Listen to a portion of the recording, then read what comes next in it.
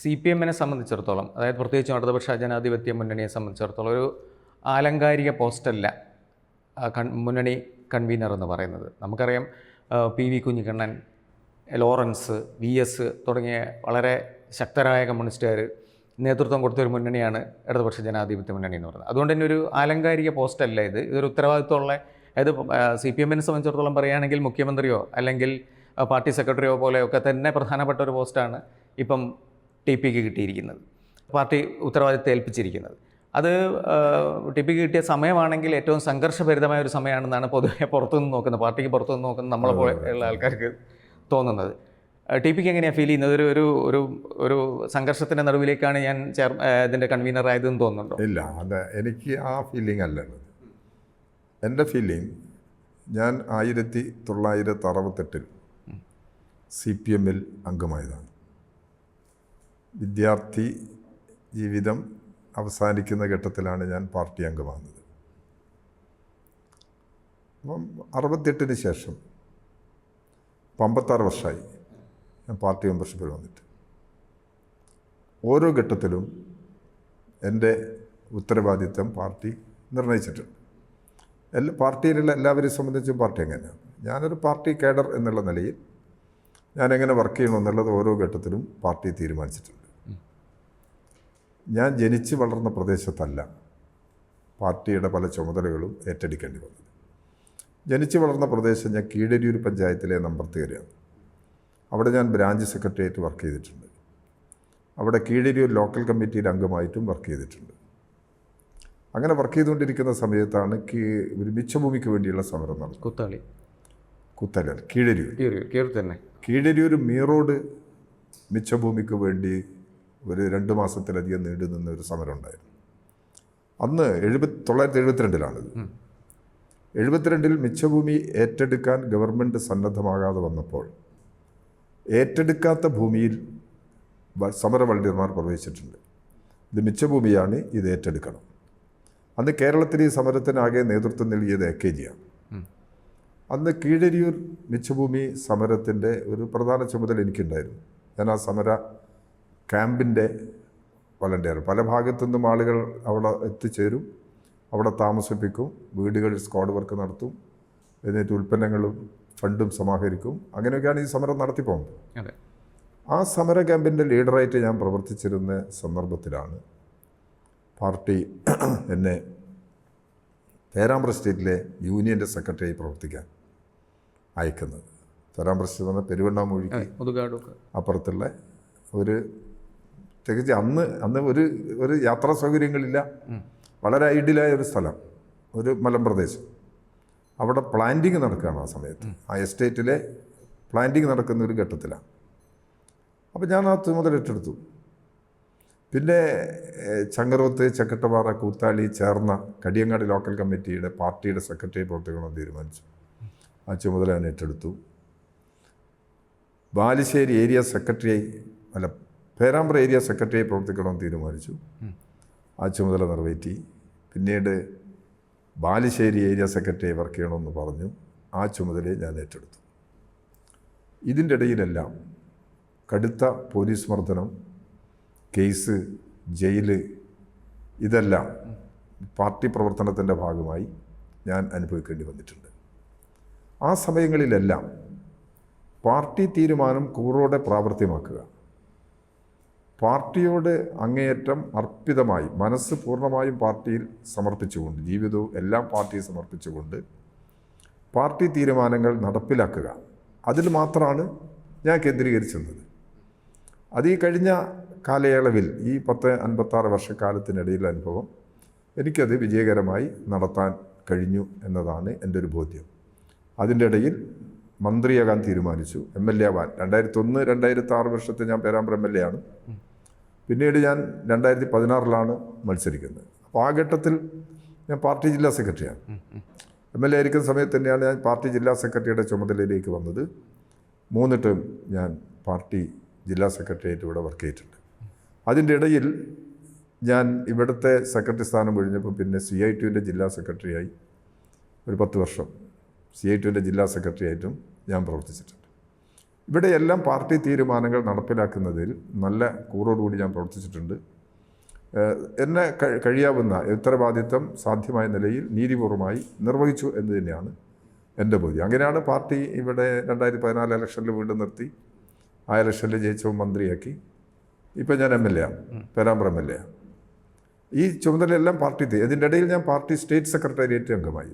Party ജില്ലാ secretary സ്ഥാനം ഒഴിഞ്ഞപ്പോൾ ഞാൻ സ്റ്റേറ്റ് സെക്രട്ടേറിയറ്റ് മെമ്പറായി. അപ്പം ഈ പീരീഡിലെല്ലാമുള്ള എൻ്റെ ഒരു അനുഭവം, എൻ്റെ ഒരു ഫീലിംഗ് പാർട്ടി തീരുമാനം നടപ്പിലാക്കുക എന്നുള്ളതാണ്.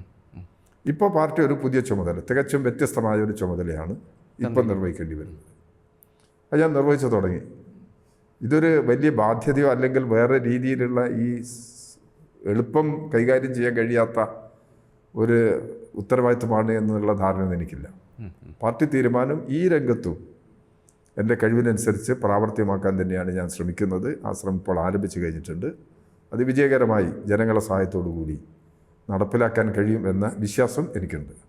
TP പറഞ്ഞത് വെച്ച് നോക്കുമ്പം ഏതാണ്ട് എൻ്റെ പ്രായമുണ്ട് TPയുടെ പാർട്ടി അംഗത്വത്തിന് 56 വർഷം എന്ന് പറയുന്നത്. അപ്പോൾ ഈ വലിയൊരു അനുഭവ സമ്പത്ത് മാത്രമല്ല, വെറുതെ നമ്മൾ ഉണ്ടാക്കിയെടുക്കുന്ന ഇന്നത്തെ ഒരു പുതിയ രാഷ്ട്രീയത്തിൽ ഉണ്ടാകുന്ന അനുഭവം പോലെയല്ല. ജയിലിൽ കിടന്നിട്ടുണ്ട്, സമരരംഗത്ത് വളരെ സജീവമായിട്ട് ഇരുന്നിട്ടുണ്ട്, അതിൻ്റെ ഇടയിൽ അടിയന്തരാവസ്ഥ വരുന്നുണ്ട്. ഈ സമയമൊക്കെ തന്നെ എന്ന് പറഞ്ഞാൽ TP പോലുള്ള ഒരു കമ്മ്യൂണിസ്റ്റിനെ സംബന്ധിച്ചിടത്തോളം വളരെ സംഘർഷഭരിതമായ ഒരു ജീവിതകാലം തന്നെയാണ്, ഇപ്പോഴും അങ്ങനെ തന്നെയാണ്. പക്ഷേ ഞാൻ ചോദിക്കുന്നത്, ഒരു ഇപ്പോഴത്തെ ഇടതുപക്ഷ ജനാധിപത്യ മുന്നണി വലിയ സമ്മർദ്ദങ്ങൾ നേരിടുകയാണ്. അതായത് ഒരു സർക്കാർ എന്നുള്ള രീതിയിലും മുന്നണി എന്നുള്ള രീതിയിലും ഒരു വലിയ പ്രതിസന്ധി അഭിമുഖീകരിക്കുന്നുണ്ടോ എന്ന് നമ്മൾ ദിനേന പത്രമാധ്യമങ്ങൾ കാണുന്ന ആൾക്കാർക്ക്, അല്ലാതെ സാധാരണ പാർട്ടി സഹാക്കളൊക്കെ നമ്മൾ ബസ്സിലൊക്കെ കാണുമ്പോൾ സംസാരിക്കുമ്പോഴും അവരൊക്കെ ഒരു പ്രതിസന്ധി അഭിമുഖീകരിക്കുന്നുണ്ടോ എന്ന് നമുക്ക് തോന്നുന്ന രീതിയിലാണ് സംഗതികൾ മുന്നോട്ട് പോകുന്നത്. അത് ആ ഒരു ഫീലിംഗ് TPക്ക് ഇല്ലേ? അതിൻ്റെ ഒരു വസ്തുത, ഇടതുപക്ഷ ജനാധിപത്യ മുന്നണി എന്നത് ഒന്നിലധികം പാർട്ടികളുള്ളൊരു മുന്നണി സംവിധാനമാണല്ലോ. 11 പാർട്ടി അങ്ങനെ ഇപ്പോൾ ഉണ്ട്. അപ്പം ഈ മുന്നണിയിലെ പാർട്ടികളെല്ലാം ഓരോ പാർട്ടിക്കും വ്യത്യസ്തമായ നിലപാടുകൾ, അവരെ എല്ലാം ആ അഭിപ്രായങ്ങളെല്ലാം മാനിച്ചുകൊണ്ടേ ഇടതുപക്ഷ ജനാധിപത്യ മുന്നണിക്ക് പ്രവർത്തിച്ചു പോകാൻ കഴിയുള്ളൂ. അങ്ങനെ വ്യത്യസ്തമായ അഭിപ്രായങ്ങളുണ്ടെങ്കിലും പിന്നെ അഭിപ്രായങ്ങൾ പറഞ്ഞുകൊണ്ട് തന്നെ ഒരു പൊതുധാരണയിൽ മുന്നണി എത്തും. ആ പൊതുധാരണയാണ് മുന്നണി തീരുമാനമായിട്ട് മാറുക. അതാണ് നടപ്പിലാക്കിക്കൊണ്ടിരിക്കുന്നത്. പാർട്ടി ചുമതല വേറെയുണ്ട്. ഞാൻ CPIMൻ്റെ സംസ്ഥാന സെക്രട്ടേറിയറ്റ് മെമ്പറാണ്. ആ നിലയിലുള്ള പാർട്ടിയുടെ ഉത്തരവാദിത്വം വളരെ പ്രധാനപ്പെട്ടതാണ്. ആ ഉത്തരവാദിത്വത്തിൻ്റെ ഭാഗമാണ് ഞാനിവിടെ ഈ ചുമതല ഏറ്റെടുക്കാൻ പാർട്ടി തീരുമാനിച്ചത്. അപ്പോൾ ഈ ഉത്തരവാദിത്വം ശരിയായ നിലയിൽ നിറവേറ്റുക എന്നുള്ളതാണ്. അത് സത്യസന്ധമായി ഒരു പോറലും ഏൽക്കാതെ, പാർട്ടി എന്ന് പറഞ്ഞാൽ പാർട്ടിയിൽ ജനങ്ങളൊരു വിശ്വാസം അർപ്പിച്ചിട്ടുണ്ട്. ആ വിശ്വാസത്തിനനുസരിച്ച് പാർട്ടി പ്രവർത്തിപ്പിക്കാൻ ഞങ്ങളെല്ലാം ബാധ്യസ്ഥരാണ്. ആ ചുമതലയാണ് ഞാനിവിടെ നിർവഹിക്കാൻ വേണ്ടി ശ്രമിച്ചിട്ടുള്ളത്. അപ്പം അതുകൊണ്ട് ഈ മുന്നണി സംവിധാനവും പാർട്ടി സംവിധാനവും എല്ലാം സംയോജിച്ച് കൊണ്ടുപോകുന്നതിന് എൻ്റെ ഈ രാഷ്ട്രീയ രംഗത്തുള്ള ജീവിതാനുഭവങ്ങളുടെ അടിസ്ഥാനത്തിൽ കഴിയും എന്ന് തന്നെയാണ് എൻ്റെ ധാരണ. അതിനനുസരിച്ച് പ്രവർത്തിക്കാൻ ഞാൻ ശ്രമിക്കുന്നുണ്ട്.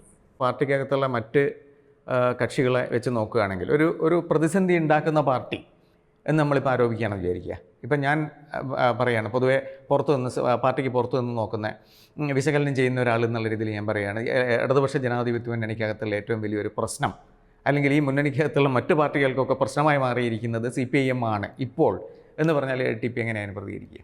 അതല്ല, അത് അങ്ങനെ ഒരു സമീപനം സ്വീകരിക്കേണ്ടതുണ്ടോ എന്നുള്ളത് എനിക്കറിയില്ല. ഇപ്പം ഞാൻ പറഞ്ഞല്ലോ, ഈ മുന്നണിയിലെ പാർട്ടികൾ, ഓരോ പാർട്ടിയും ഓരോ വ്യക്തിത്വമുള്ള പാർട്ടികളാണ്. ഓരോ പാർട്ടിക്കും വ്യക്തിത്വം, അത് ചെറുത് വലുത് വ്യത്യാസമില്ലാതെ അവർക്ക് വ്യക്തിത്വമുണ്ട്. അവരുടെ അഭിപ്രായങ്ങൾ പരിഗണിക്കപ്പെടണം. ചിലപ്പോൾ ശരിയാവാം, ചിലപ്പോൾ തെറ്റാവാം. അത്തരം അഭിപ്രായങ്ങളൊക്കെ കേൾക്കുക, അഭിപ്രായങ്ങൾ പരിഗണിക്കുക എന്ന നിലപാടാണ്. അതിൽ മുന്നണി പാർട്ടികൾ സഹകരണാത്മകമായ നിലപാടാണ് ഇതുവരെയും സ്വീകരിച്ചിട്ടുള്ളത്, തുടർന്നും അങ്ങനെയാണ്.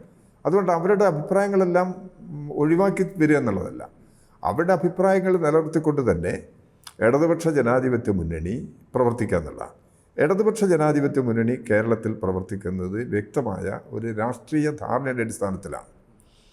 2016 ഇലക്ഷനിൽ ഒരു മിനിമം പരിപാടി ജനങ്ങൾ മുമ്പിൽ അവതരിപ്പിച്ചു.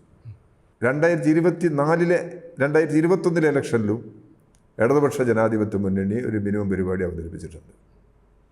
ആദ്യത്തെ പരിപാടിയിൽ 680 ഉണ്ട്, 580. രണ്ടാമത്തെ പരിപാടിയിൽ 700 ഉണ്ട്. 700 ഐറ്റംസ് ഇനങ്ങളുണ്ട്. ഇതിനാണ് ഏകീകരണം. അപ്പോൾ ഈ മുന്നണി തീരുമാനങ്ങൾ ഗവൺമെൻറ് തലത്തിൽ എത്രത്തോളം പ്രാവർത്തികമാക്കാൻ കഴിയും, ഇത് ഓരോ വർഷവും പരിശോധന നടത്തി പ്രോഗ്രസ് റിപ്പോർട്ട് അവതരിപ്പിക്കുന്നുണ്ട്. അതൊക്കെ ഏകകണ്ഠമാണ്. പ്രോഗ്രസ് റിപ്പോർട്ട് എന്ന് പറഞ്ഞാൽ എല്ലാ മന്ത്രിമാരുടെയും പ്രവർത്തനങ്ങളെ പരാമർശിക്കുന്നതാണ് പ്രോഗ്രസ് റിപ്പോർട്ട്. ആ റിപ്പോർട്ട് അവതരിപ്പിക്കുക എന്ന് പറയുന്നത് കേരളത്തിൻ്റെ ചരിത്രത്തിലാദ്യമാണ്. ജനങ്ങൾക്ക് നൽകിയ വാഗ്ദാനങ്ങൾ എത്രത്തോളം നടപ്പിലാക്കുന്നു, ഇതിൻ്റെ പരിശോധനയാണ് പ്രോഗ്രസ് റിപ്പോർട്ട് വഴി നടത്തുന്നത്. അവിടെ ഈ കാര്യത്തിലെല്ലാം മുന്നണിക്കകത്ത് ഏകീകരിച്ച നിലപാട് തന്നെയാണ്. പിന്നെ ആനുകാലികമായി വരുന്ന പ്രശ്നങ്ങളിൽ വ്യത്യസ്തമായ അഭിപ്രായങ്ങളൊക്കെ ചിലപ്പോൾ ഉയർന്നു വന്നേക്കാം. വ്യത്യസ്തമായ അഭിപ്രായം വന്നു കഴിഞ്ഞാലും മുന്നണി അടിസ്ഥാനത്തിൽ രൂപപ്പെടുമ്പോൾ അതൊരു അഭിപ്രായമായിട്ട് മാറും.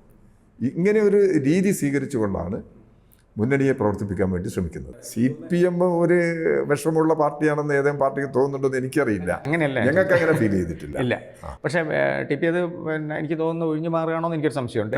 കാരണം എന്താണെന്നറിയോ, ഞാനിപ്പോൾ ചോദിച്ച ചോദ്യം TPക്ക് വ്യക്തമായിട്ടുണ്ടാവും. കാരണം പാർട്ടിയുടെ ഒരു ഉത്തരവാദിത്തപ്പെട്ട നേതാവും കൂടിയാണല്ലോ. നേരത്തെ പറഞ്ഞല്ലോ, പാർട്ടിയുടെ ഉത്തരവാദിത്തങ്ങളുണ്ട് TPക്ക്. പാർട്ടിയുടെ സംസ്ഥാന കമ്മിറ്റി അംഗമാണ്. അപ്പോൾ ഈ CPM ഇപ്പം ഉണ്ടാക്കി വെച്ചിരിക്കുക എന്ന് വേണമെങ്കിൽ നമുക്ക് ആരോപിക്കാവുന്ന ഒരു പ്രതിസന്ധിയുണ്ട്. ഇടതുപക്ഷ ജനാധിപത്യ മുന്നണിയിൽ ഒരു പ്രതിസന്ധി ഉണ്ട് എന്നുള്ളതൊരു, അതായത് മുന്നണിയിലെ അങ്ങോട്ടും ഇങ്ങോട്ടുള്ള സീറ്റ് തർക്കമോ അല്ലെങ്കിൽ ആരെങ്കിലും എന്തെങ്കിലും ആവശ്യപ്പെട്ടിട്ടുള്ള തർക്കമോ ഒന്നുമല്ല. പക്ഷേ CPM തന്നെ, അതിലെ പ്രബല കക്ഷി തന്നെ ഒരു പ്രതിസന്ധിയിൽ അകപ്പെടുക എന്നുള്ള ഒരു അത്രയങ്ങ് നമ്മൾ പ്രതീക്ഷിച്ചിട്ടില്ലാത്തൊരു സംഗതി ഇപ്പം വന്നിട്ടുണ്ട്. തുടർച്ചയായി അഭിപ്രായ വ്യത്യാസമുണ്ട് ഉണ്ടല്ലേ. അതുകൊണ്ട് താങ്കളുടെ അഭിപ്രായമല്ല CPMൻ്റെ അനുഭവം. CPMൽ അത്തരമൊരു പ്രതിസന്ധി ഇല്ല. ഞങ്ങളിപ്പോൾ ദൈനംദിന വിഷയങ്ങളെല്ലാം ഞങ്ങൾ പാർട്ടിക്കകത്ത് ചർച്ച ചെയ്യുന്നുണ്ട്, പൊതു നിലപാടെടുക്കുന്നുണ്ട്. പാർട്ടിക്ക് ഏതെങ്കിലും തരത്തിലുള്ളൊരു പ്രതിസന്ധി ഇല്ല. ഇപ്പോൾ ആണെങ്കിൽ CPMൻ്റെ 24ാം പാർട്ടി കോൺഗ്രസിൻ്റെ ഭാഗമായ സമ്മേളനങ്ങളെല്ലാം നടന്നുകൊണ്ടിരിക്കുകയാണ്.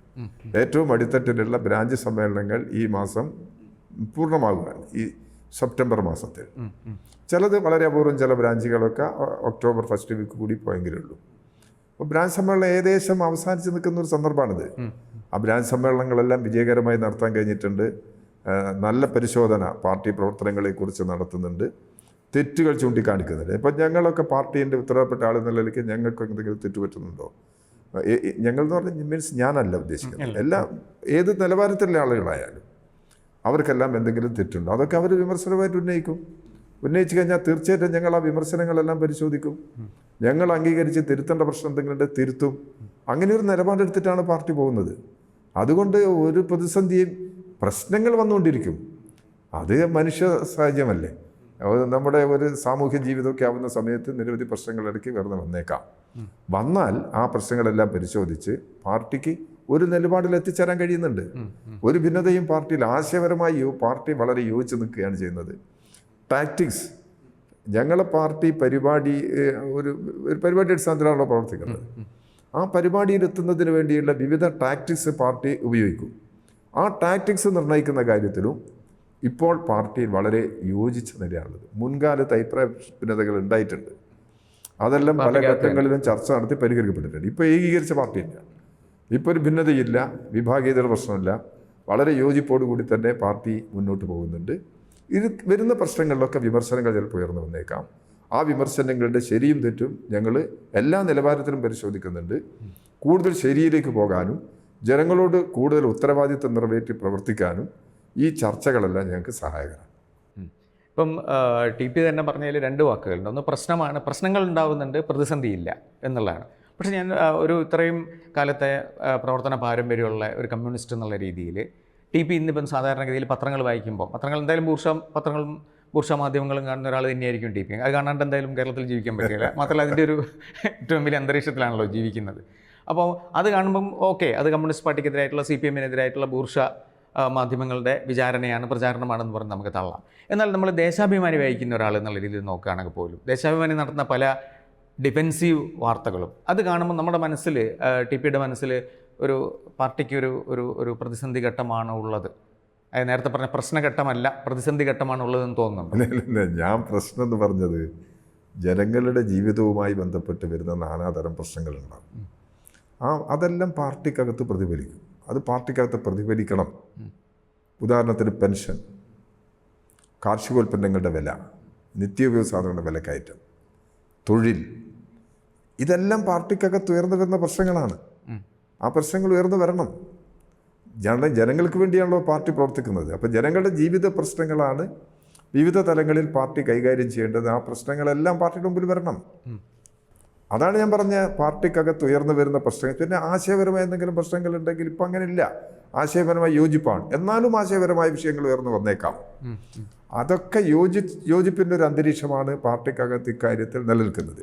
ഞാനിപ്പോൾ താങ്കൾ ചോദിച്ചല്ലോ, ദേശാഭിമാനി പത്രം വായിക്കുമ്പോൾ പത്രത്തിലുള്ള വ്യത്യസ്തമായ വാർത്തകളോ അല്ലെങ്കിൽ വ്യത്യസ്ത വീക്ഷണങ്ങളോ, വ്യത്യസ്ത വീക്ഷണങ്ങൾ അധികം പത്രത്തിൽ വരാനിടയില്ല, ദേശാഭിമാനിയിൽ വരാനിടയില്ല. അപ്പം ഇത്തരം കാര്യങ്ങളൊക്കെ ഉയർന്നു വരുന്ന സമയത്ത് ചിലപ്പം ചില വാർത്തകളൊക്കെ ഇടയ്ക്ക് വന്നതെന്നാണ്. ഒരു വാർത്താപത്രം എന്നുള്ള നിലയിൽ വ്യത്യസ്തമായ വാർത്തകളും ചില സമയത്ത് ദേശാഭിമാനിയിൽ വന്നാൽ തെറ്റല്ലത്. അത്തരം വാർത്തകൾ ദേശാഭിമാനി കൊടുക്കണം എന്ന് തന്നെയാണ് ഞങ്ങളും കാണും. അപ്പോൾ അതെല്ലാം വെച്ചുകൊണ്ട് നോക്കുന്ന സമയത്തും ഞാൻ ഈ മാധ്യമങ്ങളെല്ലാം വായിക്കുന്ന സമയത്തും എനിക്ക് ഈ പാർട്ടിക്കകത്തൊരു പ്രതിസന്ധിയോ പ്രയാസങ്ങളോ ഉണ്ട് എന്നത് ഒരിക്കൽ പോലും ഫീൽ ചെയ്തിട്ടില്ല. അതൊരു മാനസിക സംഘർഷം ഇല്ല. എനിക്കങ്ങനെ ഒരു മാനസിക സംഘർഷം ഉണ്ടായിട്ടില്ല. പാർട്ടി എടുക്കുന്ന നിലപാടിൻ്റെ ഒരു ശരിയാണ്. അതാണ് നമുക്ക് നമ്മളെ മാനസികമായ സംഘർഷം കുറയ്ക്കുന്നതിൻ്റെ ഒരു പ്രധാനപ്പെട്ട ഘടകം. പാർട്ടി ശരിയായ നിലപാട് സ്വീകരിക്കും എന്നുള്ളതാണ്. പിന്നെ CPM-നെതിരായിട്ട് വലിയ തോതിലുള്ള വേട്ടയാടൽ നടക്കുന്നുണ്ട്. നിങ്ങളൊരു കാര്യം ശ്രദ്ധിക്കുക, നിങ്ങളൊക്കെ മാധ്യമ പ്രവർത്തകരാണല്ലോ. ഇപ്പോൾ മലപ്പുറം ജില്ലയിൽ നിന്ന് ഉയർന്നു വന്നവർ ഞങ്ങളൊരു MLA ഉയർത്തിക്കൊണ്ടുവന്ന ചില പ്രശ്നങ്ങൾ, ചില ആരോപണങ്ങൾ അദ്ദേഹം ഉയർത്തേണ്ടുന്ന രീതിയിലല്ല ഉയർത്തിയത്. എന്നാലും അത് പരിഗണിക്കാതെ തന്നെ അത് ശരിയാണോ തെറ്റാണോ എന്ന് പരിശോധിച്ച് ഗവൺമെൻറ് നടപടി സ്വീകരിക്കണം എന്ന് തീരുമാനിച്ചു. പാർട്ടിയും തീരുമാനിച്ചു, ഗവൺമെൻറ്റും തീരുമാനിച്ചു. ഇടതുപക്ഷ ജനാധിപത്യ മുന്നണിയിലും അതിൽ അഭിപ്രായ വ്യത്യാസമില്ല. അതിനെ തുടർന്ന് കേരളത്തിലെ മീഡിയ എത്ര ദിവസങ്ങളായി വാർത്തകൾ സൃഷ്ടിക്കുന്നു, ചർച്ചകൾ നടക്കുന്നു. അവിടുത്തെ ഈ MLA നടത്തിയ പത്രസമ്മേളനം 2 മണിക്കൂറാണ് അദ്ദേഹത്തിൻ്റെ പ്രസംഗം തുടർച്ചയായിട്ട് നടത്തിയത്. 2 മണിക്കൂർ 2 മണിക്കൂർ അല്ല, 2 മണിക്കൂർ പത്രസമ്മേളനം പ്രസംഗം. അതെ, പ്രസംഗമല്ല, പത്രസമ്മേളനം തന്നെ. ഞാൻ ഉദ്ദേശിച്ചത് അവിടെ നടത്തിയിട്ടുള്ള മറ്റ് പബ്ലിക് മീറ്റിംഗ് അല്ല. പത്രസമ്മേളനം തന്നെ 2 മണിക്കൂർ നടത്തി. എന്താ ഉന്നയിക്കുന്ന വിഷയം? തിരിച്ചു മറിച്ചൊക്കെ വിഷയം, പുതിയ എന്തെങ്കിലും ആരോപണങ്ങളില്ല, എന്നാൽ തിരിച്ചു മറിച്ച്. ഇതിനൊക്കെ മീഡിയസ് എത്രത്തോളം പ്രാധാന്യം കൊടുത്തു. എന്നാൽ ഇവിടെ കേന്ദ്ര ഗവൺമെൻറ് സ്വീകരിക്കുന്ന സാമ്പത്തിക ഉപരോധത്തിൻ്റെ ഭാഗമായി സമയത്ത് ആനുകൂല്യങ്ങൾ ലഭിക്കാത്ത പാവപ്പെട്ട ജനങ്ങളുടെ കേരളത്തിൽ കേന്ദ്ര നയത്തിൻ്റെ ഭാഗമായി കാർഷിക മേഖല വലിയ തോതിൽ തകരുകയാണ്. അപ്പോൾ റബ്ബർ ബോർഡ് തന്നെ കേരളത്തിൽ നിന്ന് മാറ്റാനാണ് അവരുദ്ദേശിക്കുന്നത്. തൊഴിലില്ലായ്മയുടെ പ്രശ്നം, ഇപ്പോൾ പൊതുമേഖലാ സ്ഥാപനങ്ങളിലൊക്കെ വരുന്നൊരു പ്രശ്നം തൊഴിലാളികളുടെ പെർമനൻസി ഒഴിവാക്കുകയാണ്, എന്നിട്ട് ടെമ്പററി അടിസ്ഥാനത്തിൽ ജോലി നൽകുകയാണ്. ഇങ്ങനെയുള്ള നിരവധി പ്രശ്നങ്ങൾ നമ്മുടെ ജീവിതവുമായി ബന്ധപ്പെട്ടുകൊണ്ട് ഞാൻ പത്രക്കാരെ മാധ്യമങ്ങൾ എന്നെ കണ്ടപ്പോൾ ഞാൻ അവരോട് ചോദിച്ചു, നിങ്ങൾ ഈ വിഷയത്തിലൊക്കെ എത്ര പ്രാധാന്യം കൊടുക്കുന്നു? എന്നാൽ ജനങ്ങളുടെ ജീവിത പ്രശ്നങ്ങൾ എത്രത്തോളം നിങ്ങൾ ഒരു പ്രശ്നമെങ്കിലും നിങ്ങൾ ഉന്നയിക്കുന്നുണ്ടോ? ഒരു പ്രശ്നങ്ങളും നിങ്ങൾ ചർച്ച ചെയ്യാൻ തയ്യാറാകുന്നുണ്ടോ? അതല്ലേ ജനങ്ങൾക്ക് വേണ്ടി ചെയ്യേണ്ടുന്ന ഒരു മാധ്യമധർമ്മം? അതിനവർക്ക് ഉത്തരവൊന്നുമില്ല. ഞാൻ പറഞ്ഞതുകൊണ്ട് അവരുടെ നിലപാട് മാറും എന്നുള്ള അഭിപ്രായം എനിക്കില്ല. കാരണം അവർക്ക് ഇതുണ്ട്. അപ്പം ഇപ്പോൾ തന്നെ CPM-നെതിരായി ഏതെങ്കിലും ഒരു പ്രശ്നം കിട്ടിക്കഴിഞ്ഞാൽ അതിന് വൻ പ്രാധാന്യം കൊടുത്ത് വലിയ തോതിൽ പ്രചാരവേല നടത്തുക എന്ന് പറഞ്ഞാൽ അതിലൊരു ലക്ഷ്യമുണ്ട്. ആ ലക്ഷ്യം CPM-നെ ദുർബലപ്പെടുത്തുക എന്നുള്ളത് തന്നെയാണ്. കേരളത്തിലെ ഇടതുപക്ഷ ഗവൺമെൻറ്റിനെ ഇല്ലാതാക്കുക എന്നുള്ളത് തന്നെയാണ്. ആ ലക്ഷ്യത്തോടു കൂടിയാണ് ഈ വാർത്തകൾ മെനഞ്ഞുകൊണ്ടിരിക്കുന്നത്, വലിയ തോതിൽ പ്രചാരണം കൊടുക്കുന്നത്. അത് കുറച്ച് ദിവസം കഴിയുമ്പോൾ അവരിത് ഉപേക്ഷിക്കും. ഒരു പുതിയ പ്രശ്നം മാധ്യമങ്ങളുടെ മുമ്പിലേക്ക് ഇനി ഏതെങ്കിലും സന്ദർഭത്തിൽ ഉയർന്നു വന്നാൽ, പ്രശ്നങ്ങൾ ഇങ്ങനെ മാറിക്കൊണ്ടിരിക്കുമല്ലോ, പ്രശ്നങ്ങൾ വരുന്നു പറഞ്ഞാൽ ഇവരിത് ഉപേക്ഷിക്കും. പക്ഷേ പാർട്ടി അഭിമുഖീകരിക്കുന്ന പ്രശ്നങ്ങൾ അതായത് അതങ്ങനെ പരിഹരിക്കപ്പെടുമോ? കാരണം ഇപ്പം നമ്മൾ തന്നെ പറഞ്ഞു, മലപ്പുറം ജില്ലയിൽ നിന്നും ഉയർന്നു വന്ന ഒരു സ്വതന്ത്ര MLA എന്നൊക്കെ നമ്മൾ പറയുന്നുണ്ടല്ലോ. പക്ഷേ എനിക്ക് തോന്നുന്നത് അദ്ദേഹം പാർട്ടിയിൽ നിന്ന് പുറത്തു പോകുന്നതിനേക്കാളും വലിയ പ്രശ്നമാണ് എങ്ങനെ അദ്ദേഹം പാർട്ടിക്കകത്തില്ലല്ലോ. ഇല്ല, അത് തന്നെ. എന്നാൽ പോലും ഇടതുപക്ഷ ജനാധിപത്യ മുന്നണിയിലേക്ക് CPM വഴി എൻ്റർ ചെയ്ത ഒരു MLA ആണല്ലോ. അദ്ദേഹത്തിൻ്റെ രാഷ്ട്രീയം വളരെ തെറ്റായിരുന്നു എന്നാണ് ഇന്ന് നമ്മൾ വാദിച്ചുകൊണ്ടിരിക്കുന്നത്. അതായത് CPM പറയുന്നത്, അതായത് ബൂർഷ്വാ രാഷ്ട്രീയത്തിൽ നിന്ന് വന്നയാളാണ്, അദ്ദേഹത്തിൻ്റെ രീതികൾ ബൂർഷ്വാ രാഷ്ട്രീയത്തിൻ്റെതാണ്. പക്ഷേ പാർട്ടി ഈ പറഞ്ഞ MLA പറഞ്ഞിരിക്കുന്ന കാര്യങ്ങൾ മുഴുവൻ ചർച്ച ചെയ്യുകയും അന്വേഷണത്തിന് പറയുകയൊക്കെ ചെയ്യുന്നുണ്ട്. കാരണം അതിൽ ശരിയുണ്ടോ എന്ന് അന്വേഷിക്കട്ടെ, എന്തായാലും പ്രഥമ ദൃഷ്ട്യ ശരിയുണ്ട് എന്ന് പാർട്ടിക്ക് തന്നെ തോന്നുന്ന ചില സാധനങ്ങളുള്ളതുകൊണ്ടാണ് ആ അന്വേഷണത്തിലേക്ക് പോകുന്നത്. പക്ഷേ ഇത്തരമൊരു MLA, ഇപ്പം നമ്മൾ തള്ളിപ്പറയുന്ന MLA പാർട്ടി ബന്ധമില്ലാത്ത, എത്രയോ പാർട്ടി ബന്ധമുള്ള, എത്രയോ പാർട്ടി സഖാക്കളുള്ള, പ്രത്യേകിച്ചും മലപ്പുറം പോലത്തെ ഒരു സ്ഥലത്ത് പാർട്ടിക്ക് വേണ്ടി തന്നെ നിൽക്കുന്ന മുസ്ലിങ്ങളുമായിട്ടുള്ള എത്രയോ പാർട്ടി സഖാക്കളുടെ സ്ഥലത്ത് നിന്നും ഇത്തരമൊരു പിക്ക് CPIM സെലക്ട് ചെയ്യുന്നു. അത് പാർട്ടിക്ക് തന്നെ വളരെ വമ്പൻ തിരിച്ചടിയായി മാറുകയും ചെയ്യുന്നു. ഇത് പാർട്ടിയുടെ ഒരു ഒരു ഒരു ഒരു സംഘടനാക്രമത്തിൽ ഒരു ശൈഥില്യമായിട്ട് ടിപ്പിക്ക് തോന്നുന്നു. സോറി, അങ്ങനെയല്ല പ്രശ്നത്തെ കാണുന്നത്. അപ്പോൾ കമ്മ്യൂണിസ്റ്റ് പാർട്ടി കേരളത്തിൽ 57 പാർട്ടി ഭിന്നിച്ചിട്ടില്ല, ഏകീകൃത പാർട്ടിയാണ് CPS, കമ്മ്യൂണിസ്റ്റ് പാർട്ടിയാണ്. 57 കേരളത്തിൽ ആദ്യത്തെ ഇലക്ഷൻ നടക്കുന്നത്. ആ ഇലക്ഷനിൽ പ്രഗത്ഭരായ ചില വ്യക്തികളെ ഞങ്ങൾ സ്വതന്ത്ര സ്ഥാനാർത്ഥിയായിട്ട് കൊണ്ടുവന്നു. അതിൽപ്പെട്ടയാളാണ് VR Krishna Iyer, KR Menon, AR Menon, ആരോഗ്യമന്ത്രിയായിരുന്നു. പിന്നെ ഇങ്ങനെയുള്ള വളരെ പ്രൊഫസർ ജോസഫ് മുണ്ടശ്ശേരി, ഇങ്ങനെയുള്ള പ്രഗത്ഭരായ ആളുകളെല്ലാം കമ്മ്യൂണിസ്റ്റ് പാർട്ടി പ്രതിനിധികൾ എന്നുള്ള നിലയിലല്ല അന്ന് തെരഞ്ഞെടുപ്പിൽ സ്ഥാനാർത്ഥി നിന്നതും മത്സരിച്ചതും ജയിച്ചതും. സ്വതന്ത്ര VR കൃഷ്ണയ്യർ ഉൾപ്പെടെ സ്വതന്ത്ര സ്ഥാനാർത്ഥികൾ എന്നുള്ള നിലയിൽ അവരെ പാർട്ടി പരിഗണിച്ചു, അവരംഗീകരിച്ചു, ജനങ്ങൾ അംഗീകരിച്ചു, ജനങ്ങൾ അവരെ തിരഞ്ഞെടുക്കുകയും ചെയ്തു. എല്ലാ തിരഞ്ഞെടുപ്പുകളിലും സ്വതന്ത്ര സ്ഥാനാർത്ഥികളെ കൊണ്ടുവരാൻ പാർട്ടി ശ്രമിച്ചിട്ടുണ്ട്. കാരണം പാർട്ടിയുടെ സ്വാധീന ശക്തി എത്രമാണ് എന്നുള്ളത് ഞങ്ങൾക്ക് പൂർണ്ണ ബോധ്യമുണ്ട്. അതേ സന്ദർഭത്തിൽ ഒരു മുന്നണിയുടെ വൈപുല്യത്തിന് സഹായകരമായ നിലയിൽ സീറ്റ് ജയിക്കണം എന്നുണ്ടെങ്കിൽ ചില സ്വതന്ത്ര സ്ഥാനാർത്ഥികളെ പരിഗണിക്കേണ്ടി വരും. അങ്ങനെയുള്ള ചില സ്വതന്ത്ര സ്ഥാനാർത്ഥികളെ പരിഗണിച്ചത് തെറ്റാണെന്നുള്ള നിലപാടിലൊന്നും പാർട്ടി എത്തിയിട്ടില്ല. അവിടെ നിലമ്പൂര് MLAയുടെ കാര്യത്തിൽ ഒരു പ്രതികരണമുണ്ടായി, ചില തെറ്റായ പ്രവണതകളുണ്ടായി. അത് തെറ്റായ പ്രവണതയായിട്ട് മാത്രമാണോ TP കാണുന്നത്? കാരണം ഇപ്പം നമ്മൾ നേരത്തെ പറഞ്ഞ മുണ്ടശ്ശേരി, VR കൃഷ്ണയ്യർ തുടങ്ങിയ ആ ഒരു ഗ്രൂപ്പിലേക്ക് പെടുത്താൻ പറ്റിയ ഒരാളായിട്ട് തന്നെ അതല്ല ഞാൻ പറഞ്ഞത്. ആ ഗണത്തിൽ പെടുത്താൻ പറ്റുന്ന ആള് എന്നുള്ള അഭിപ്രായത്തിലല്ല ഞാൻ പറഞ്ഞത്. സ്വതന്ത്ര സ്ഥാനാർത്ഥികളെ എല്ലാ കാലത്തും പാർട്ടി പരിഗണിച്ചിട്ടുണ്ട് എന്നുള്ളൊരു പാർട്ടി നിലപാട് പറയാൻ വേണ്ടിയിട്ടാണ് ഞാൻ ഉദ്ദേശിച്ചത്. സ്വതന്ത്ര സ്ഥാനാർത്ഥികളെ പരിഗണിക്കുന്ന സമയത്ത് അവർക്ക് ചിലപ്പോൾ നമുക്ക് ഗുണമാവാം ദോഷമാവാം. ഇപ്പോൾ എല്ലാ വ്യക്തികളും എടുക്കുന്ന നിലപാടിനൊക്കെ അങ്ങനെ വളരെ വല്ലാതെ ചൂഴ്ന്നു നോക്കാനൊന്നും നമുക്ക് സാധിക്കില്ലല്ലോ. ഒരു രാഷ്ട്രീയ സാഹചര്യത്തിൽ എന്ത് ഗുണം, അങ്ങനെ വന്ന സമയത്ത് അൻവർ സ്ഥാനാർത്ഥിയാക്കി അൻവർ ജയിക്കുകയും ചെയ്തു. അപ്പോൾ അൻവറിന് പിന്തുണയ്ക്കുന്ന കുറേ CPM അല്ലെങ്കിൽ ഇടതുപക്ഷത്തോ അല്ലാത്ത കുറേ വോട്ടുകളും അൻവറിനെ സ്വാധീനിക്കാൻ കഴിയാവുന്ന വോട്ട്, ആ വോട്ടെല്ലാം ഇലക്ഷന് അനുകൂലമായി മാറിയിട്ടുണ്ട്.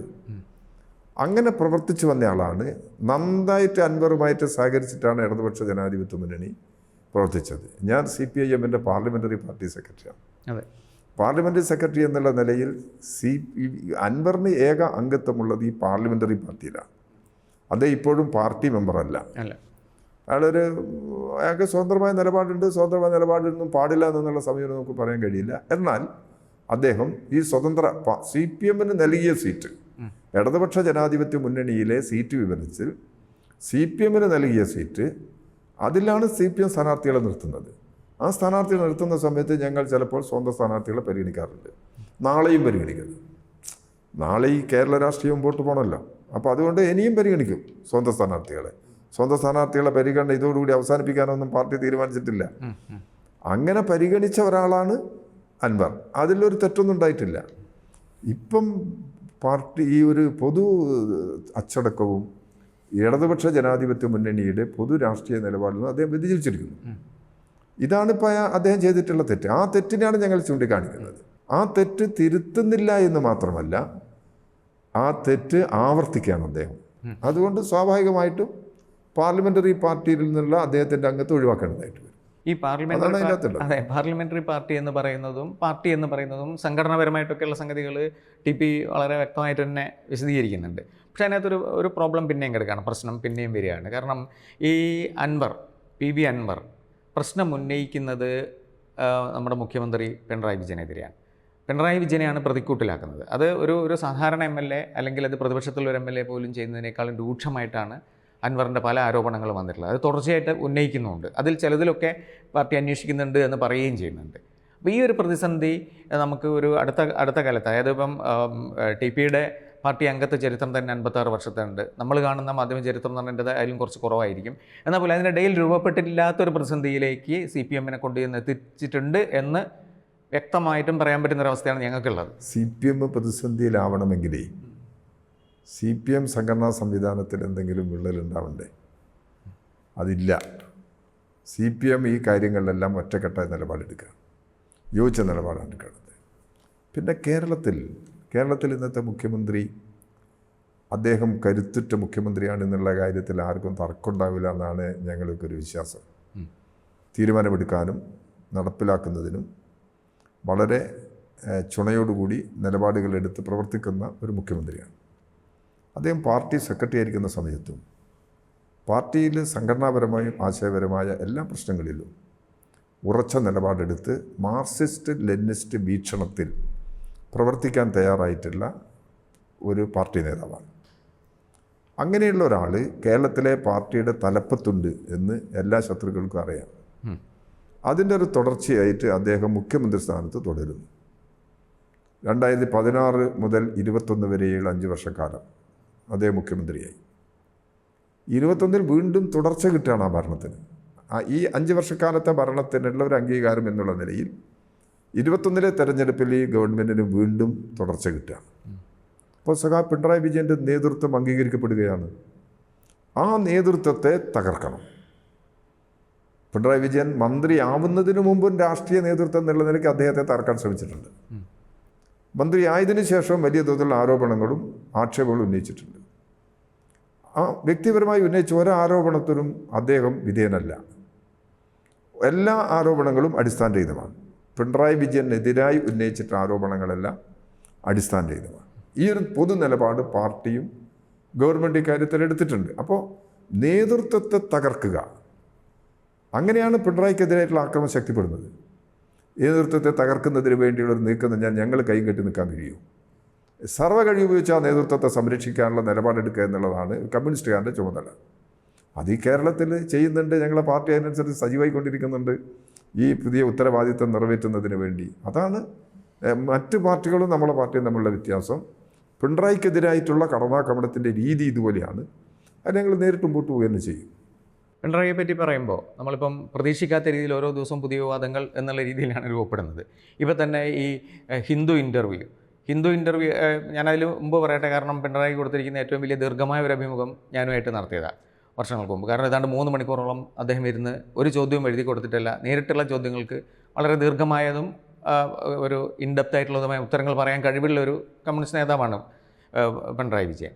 പക്ഷേ ഈ ഒരു PR ഏജൻസി ഉപയോഗിച്ച് ഒരു പ്രത്യേക ഒരു ഇമേജ് ഉണ്ടാക്കിയെടുക്കുക എന്നുള്ളൊരു രീതിയിലേക്ക് CPIM പോകുന്നത്, പിണറായി പോകുന്നത്, അല്ലെങ്കിൽ CPM അതിനുവേണ്ടി ശ്രമിക്കുന്നത് ഈ ആപൽ സന്ധിയിൽ അത് കൂടുതൽ പ്രശ്നങ്ങളെ വഷളാക്കുകയല്ലേ ചെയ്യുക. മാത്രമല്ല അങ്ങനെയല്ലേ ഇപ്പം നമുക്ക് മനസ്സിലാവുന്നത്. ഇന്നിപ്പം ഹിന്ദു മാപ്പ് പറയുകയും ക്ഷമാപണം നടത്തും, ക്ലാരിഫിക്കേഷൻ എന്നാണ് അവരതിന് കൊടുത്തിരിക്കുന്ന ഹെഡിങ്. പക്ഷേ ഒരു PR ഏജൻസി വഴി പിണറായി പറയാത്ത സാധനങ്ങൾ ആ ഇൻ്റർവ്യൂവിലേക്ക് പിന്നെ ഇൻഡ്യൂസ് ചെയ്യുന്ന ഒരു ഘട്ടം വരിക എന്നൊക്കെ പറയുമ്പം പാർട്ടിയും പിണറായിയും എത്തി നിൽക്കുന്ന ഒരു അവസ്ഥയെപ്പറ്റി സ്വാഭാവികമായിട്ടും പുറത്തുള്ള ആൾക്കാർക്ക് സംശയം തോന്നി. പിണറായി പറഞ്ഞ അഭിമുഖം എന്നുള്ള നിലയിലാണല്ലോ ഹിന്ദു വരുന്നത്. അഭിമുഖമാണല്ലോ. അപ്പോൾ അത് പിണറായിയുമായിട്ട് ചോദിക്കാത്തതോ അല്ലെങ്കിൽ പറയാത്തോ കാര്യങ്ങൾ ഹിന്ദു പ്രസിദ്ധീകരിച്ചു. അതല്ലേ പ്രശ്നം. PR വർക്കിൻ്റെ ഭാഗമായിട്ട് വന്ന ഒരു സംഗതി അല്ലത്. PR വർക്കിൻ്റെ അല്ല, അതിലൊരു PR ഏജൻസി മിഡിൽ ഏജൻ്റാണ്. അത് ഹിന്ദു കൃത്യമായിട്ട് പറയുന്നുണ്ട്, ഒരു കോളത്തിൽ പറയുന്നുണ്ട്. അല്ല, അത് ഞാൻ ദേശാഭിമാനി വായിച്ച ആൾക്കാർക്ക് മാത്രമേ മനസ്സിലാവുന്നുള്ളൂ. ദേശാഭിമാനി അങ്ങനെ ഒരു സാധനം പറയുന്നില്ല. പക്ഷെ മറ്റു പത്രങ്ങളിൽ ഹിന്ദു കൃത്യമായിട്ട് പറയുന്നുണ്ട്. ഹിന്ദു ഇന്നലെ പിന്നെ കോഴിക്കോട് മീറ്റിംഗ് നടക്കുന്ന സമയത്താണ് ഹിന്ദു പത്രത്തിൻ്റെ ഒരു മെസ്സേജ് വരുന്നത്. ഇത് ഖേദം പ്രകടിപ്പിച്ചുകൊണ്ട് അതിനെ ബേസ് ചെയ്തിട്ടാണ് വിജയേട്ടൻ അന്ന് അവിടെ പിണറായി അവിടെ ഇന്നലത്തെ മീറ്റിങ്ങിൽ സംസാരിച്ചത്. അതിൽ ഹിന്ദുവാണ്, ഹിന്ദു പത്രം പറയാത്ത കാര്യങ്ങൾ ഹിന്ദു പത്രം പറഞ്ഞു. അതിന് ഞങ്ങളെ ഒരു ഭാഗത്തെന്താ തെറ്റ് വരിക? പിണറായിൻ്റെ ഭാഗത്തും തെറ്റില്ല, പാർട്ടിയുടെ ഭാഗത്തും തെറ്റില്ല, ജനങ്ങളുടെ ഭാഗത്തും തെറ്റില്ല, ഗവൺമെൻറ്റിൻ്റെ ഭാഗത്തും തെറ്റില്ല. ഹിന്ദു പത്രത്തിന് വന്നിട്ടുള്ളൊരു പെശകാണ്. അത് ആ പെശക് ആ നിലയിൽ അവർ ചൂണ്ടിക്കാണിച്ച് തിരുത്തുക എന്നുള്ള നിലപാടാണ് അവർ സ്വീകരിച്ചത്. പക്ഷേ ടി പി ഐയിൽ വിട്ടുകളയുന്നൊരു സംഭവമുണ്ട്. എന്താണെന്ന് വെച്ചാൽ വിട്ടുകളയുന്നത് ടി പി കരുതി കൂട്ടി വിടുന്നതാണെന്ന് എനിക്കറിയാം. കാരണം എന്ന് വെച്ചാൽ ഇതിനകത്ത് പിന്നെ സി എമ്മിൻ്റെ ഭാഗത്തുനിന്ന്, അതായത് പിണറായി വിജയൻ്റെ ഭാഗത്തു നിന്നുള്ള തിരുത്ത് പോകുന്നുണ്ട്. തിരുത്ത് പോകുമ്പോഴും ഹിന്ദു വിശദീകരിക്കുന്നത് എന്താ വെച്ചാൽ ഇത് ഏർപ്പാട് ചെയ്ത PR ഏജൻസി ഞങ്ങളോട് പറയുന്നു ഇങ്ങനെ ഒരു സാധനം ആഡ് ചെയ്യണം, അപ്പം ഞങ്ങൾ ആഡ് ചെയ്തതാണ്. അത് പിണറായി വിജയൻ്റെ കുറ്റമായിട്ട് ഹിന്ദു പറയുന്നില്ല. പിണറായി വിജയൻ തെറ്റിയതൊന്നല്ല പറയാത്ത PR ഏജൻസി പിണറായി വിജയൻ അത് പറഞ്ഞിട്ടില്ല. അങ്ങനെ ഒരു സംഭവമുണ്ട്. അത് ചിലപ്പം ഇപ്പം മുഖ്യമന്ത്രി എന്നുള്ള നിലയിൽ പബ്ലിക് റിലേഷൻസ് വകുപ്പുണ്ട്. അല്ല, പബ്ലിക് റിലേഷൻസ് വകുപ്പ് അല്ല ഇത് കൈകാര്യം ചെയ്തത്. ഇതൊരു സ്വതന്ത്ര പ്രൈവറ്റ് ഏജൻസിയാണ് ഡൽഹിയിൽ ഇതിന് ഉപയോഗപ്പെടുത്തിയത്. സ്വാഭാവികമായിട്ട് എങ്ങനെയാണ് വന്നതെന്നുള്ളതിൻ്റെ വിശദാംശം പരിശോധിച്ചെങ്കിൽ അതിൻ്റെ കാര്യങ്ങൾ എനിക്ക് ഞാൻ മനസ്സിലാക്കിയെടുത്തോളം നിന്ന് വ്യത്യസ്തമായിട്ട് ഒരു കാര്യമാണ് താങ്കൾ പറഞ്ഞത്. അതെ. അപ്പോൾ അതിൻ്റെ ഒരു നിജസ്ഥിതി എന്താണെന്ന് പരിശോധിച്ചതിന് ശേഷമേ പറയാൻ കഴിയുള്ളൂ എന്താണെന്നുള്ളത്. PR ഏജൻസിമാരെ ആശ്രയിക്കുന്ന ഒരു രീതി പൊതുവേ ഞങ്ങൾ സ്വീകരിക്കുന്നില്ല പാർട്ടിയുമായി ബന്ധപ്പെട്ട കാര്യങ്ങൾ. അത് പാർട്ടിക്ക് സ്വതന്ത്രമായിട്ട് തന്നെ കാര്യങ്ങൾ നടത്താനുള്ള ശേഷിയുണ്ട്, അതിനനുസരിച്ചുള്ള നിലപാടുകൾ സ്വീകരിക്കുകയും ചെയ്യുന്നുണ്ട്. അപ്പോൾ അതുകൊണ്ട് വേറൊരു പ്രത്യേക രീതി അതിൻ്റെ അകത്ത് അഡോപ്റ്റ് ചെയ്യേണ്ട കാര്യം ഞങ്ങൾ പാർട്ടിയെ സംബന്ധിച്ചിടത്തോളം ഇല്ല. എന്നാലും ഞങ്ങളിത് വന്നൊരു വിമർശനം എന്നുള്ള നിലയിൽ ഞങ്ങളത് പരിശോധിക്കാൻ തയ്യാറാണ്. അതുപോലെ ഈ മുസ്ലിം രാഷ്ട്രീയം പ്രത്യേകിച്ചും ഈ ലോക്സഭാ ഇലക്ഷന് ശേഷം മിക്കവാറും മുസ്ലിം പ്രാതിനിധ്യം ഇടതുപക്ഷത്തിനെതിരെ തിരിഞ്ഞിട്ടുണ്ട് എന്നുള്ള ഒരു രീതിയിലുള്ള ചർച്ച നടക്കുന്നുണ്ട്. കാരണം വോട്ടിൻ്റെ ഒക്കെ ഒരു വെച്ച് നോക്കി കഴിഞ്ഞാൽ നമുക്ക് മനസ്സിലാകാൻ പറ്റും. അങ്ങനെയുള്ളൊരു അവസ്ഥയിൽ, കാരണം ഇപ്പോൾ ഈ അൻവർ ഉന്നയിക്കുന്ന ആരോപണങ്ങളൊക്കെ തന്നെ CPM-ൻ്റെ അല്ലെങ്കിൽ ഇടതുപക്ഷത്തിൻ്റെ ഈ വലിയ ന്യൂനപക്ഷത്തിൽ നിന്നുള്ള ഒരു തെന്നിമാറൽ, അതിൻ്റെ ഒരു ശ്രമം രൂപപ്പെട്ട് വരുന്നുണ്ടോ? കാരണം വെച്ചാൽ ഈ പ്രത്യേകിച്ചും സംഘപരിവാറുമായിട്ട് അടുക്കുന്നു, അല്ലെങ്കിൽ സംഘപരിവാറിലേക്ക് CPM-ൻ്റെ വോട്ടുകൾ ചോരുന്നു. അപ്പോൾ ആറ്റിങ്ങലും തൃശ്ശൂരിലൊക്കെ CPM-ൻ്റെ വോട്ടുകൾ തന്നെ ചോർന്നിട്ടുണ്ടെന്ന് CPM തന്നെ സ്വയം വിമർശനപരമായിട്ട് വിലയിരുത്തുന്നുണ്ട്. അപ്പോൾ അത്തരത്തിലൊരു പ്രതിസന്ധി ഉണ്ടോ? കാരണം പാർട്ടിയുടെ ആ കെട്ടുറപ്പ്, അതായത് വർഗീയ വിരുദ്ധമായിട്ടുള്ള ആ നിലനിൽപ്പ് ചോദ്യം ചെയ്യപ്പെടുന്ന ഒരു സിറ്റുവേഷൻ രൂപപ്പെട്ടിട്ടുണ്ടോ? പാർട്ടി അണികൾ എന്ന് പറയുന്നത് ലക്ഷക്കണക്കിന് ആളുകളാണല്ലോ. അവരുടെ മനസ്സിൽ പല ധാരണകളും പല രീതികളുണ്ടാകും. അതൊക്കെ സ്വാഭാവികമാണ്. അതെല്ലാം CPM-ൻ്റെ ഒരു പൊതു നിലപാടാണ് എന്ന നിലയിൽ നമ്മൾ കാണുന്നത് ശരിയല്ല. എന്തുകൊണ്ടാണെന്ന് വെച്ചാൽ ഇന്ന് ഒക്ടോബർ 2 നമ്മുടെ യാദൃശ്യമായിട്ടാണെങ്കിലും ഒക്ടോബർ 2 ഗാന്ധി ജയന്തി ദിനമാണ്. ഗാന്ധിയുടെ 155ാമത് ജന്മവാർഷിക ദിനമാണ് ഇന്ന്. സാമുദായിക ഐക്യത്തിന് വേണ്ടിയും മതമൈത്രിക്ക് വേണ്ടിയും ഗാന്ധിജി വേറിട്ട ഒരു നിലപാട് സ്വീകരിച്ചിട്ടുള്ള ഒരാളാണ്. ആ ഗാന്ധിജിയെ കൊന്ന ഗോഡ്സെ ഇന്ന് ഇന്ത്യയിൽ ആദരിക്കപ്പെടുകയാണ്. മനുഷ്യനെ സ്നേഹിക്കുന്ന, ഈ രാജ്യത്തെ മനുഷ്യനെ സ്നേഹിക്കുന്ന ഒരു മതനിരപേക്ഷത നിൽക്കുന്ന ആർക്കെങ്കിലും അത് അംഗീകരിക്കാൻ കഴിയും. എന്നാൽ ഒരു ഗവൺമെൻറ്റിൻ്റെ കീഴിൽ അത് നടക്കുകയാണ്. ഇവിടെ ഗോഡ്സെക്ക് പുതിയ പരിവേഷം നൽകുകയാണ്. ഗോഡ്സെ സ്വാതന്ത്ര്യ സമര സേനാനിയായിട്ട് മാറ്റുകയാണ്. മഹാത്മജിയെ പോലെ തന്നെ സ്വാതന്ത്ര്യ സമരത്തിൽ ഗോഡ്സെക്കും പങ്കുണ്ടെന്ന് പറയാം. എത്ര അപകടകരമാണ് നമ്മുടെ രാജ്യത്തിൻ്റെ സ്ഥിതി. ഇത് RSS രാഷ്ട്രീയത്തിൻ്റെ ഭാഗമായിട്ടാണ് ഇത്തരം നിലപാടുകൾ വരുന്നത്. അതിനെ നിശിതമായി എതിർക്കുന്ന ഒരു പാർട്ടിയല്ലേ CPIM. അതിനെ ഇപ്പോഴും എതിർത്തുകൊണ്ടിരിക്കുന്ന CPM-ൻ്റെ ഈ നിലപാട് ശക്തമായിട്ട് ഉയർത്തുന്ന ഒരാളല്ലേ പാർട്ടിയുടെ PB അംഗമായ പിണറായി വിജയൻ. തലശ്ശേരിയിൽ വർഗീയ കലാപമുണ്ടായ സമയത്ത് ജീവൻ കൊടുത്ത് പൊരുതിയൊരു പാർട്ടിയാണ് CPM. ഇന്ന് പള്ളി സംരക്ഷിക്കാനുള്ളൊരു വളണ്ടിയർ പ്രവർത്തനത്തിലാണ് UK കുഞ്ഞിരാമൻ രക്തസാക്ഷിയായത്. ഇങ്ങനെയൊക്കെ ഒരുപാട് വില കൊടുക്കേണ്ടി വന്നിട്ടുണ്ട് പാർട്ടി. നിരവധി ആളുകൾ RSSകാരുടെ കടാരക്കിരയായി കൊല ചെയ്യപ്പെട്ടിട്ടുണ്ട്. അങ്ങനെയുള്ളൊരു പാർട്ടി RSSൻ്റെ രാഷ്ട്രീയം സ്വീകരിക്കുമെന്നാണോ? അല്ല, സ്വീകരിക്കുന്ന ആർക്കെങ്കിലും കരുതിയാൽ അത് ശരിയാകുമോ? നിങ്ങളൊക്കെ അനുഭവത്തിൻ്റെ അടിസ്ഥാനത്തിൽ പരിശോധിച്ചു. CPM ഏതെങ്കിലും തരത്തിലുള്ളൊരു അനുഭവം ഈ RSS അതുപോലുള്ള വർഗീയ ശക്തികളുടെ RSS ഉണ്ട്, ജമാഅത്ത് ഇസ്ലാമുണ്ട്, SDPI ഉണ്ട്. ഇവരെല്ലാം വർഗീയമായ നിലപാടുകൾ എടുക്കുന്നവരാണ്. അത്തരം നിലപാടുകൾ എടുക്കുന്നവരോട് CPIM ഒരു കാരണവശാലും സന്ധി ചെയ്യുന്ന പ്രശ്നമില്ല. അത്തരമൊരു രാഷ്ട്രീയ നിലപാടിന് എടുക്കുന്നത്. അപ്പോൾ പിന്നെ പിണറായി വിജയനെക്കുറിച്ച് ഇതൊരു അന്തർധാര ഉപയോഗിച്ച് ആക്രമണം നടത്തി കഴിഞ്ഞാൽ അത് ശരിയാവുമോ? അത് കേരളത്തിൻ്റെ അല്ലെങ്കിൽ ഇന്ത്യയുടെയോ മതനിരപേക്ഷ നിലപാടിന് സഹായകരമാകുമോ? ഇതൊക്കെ പരിശോധിക്കേണ്ടത്.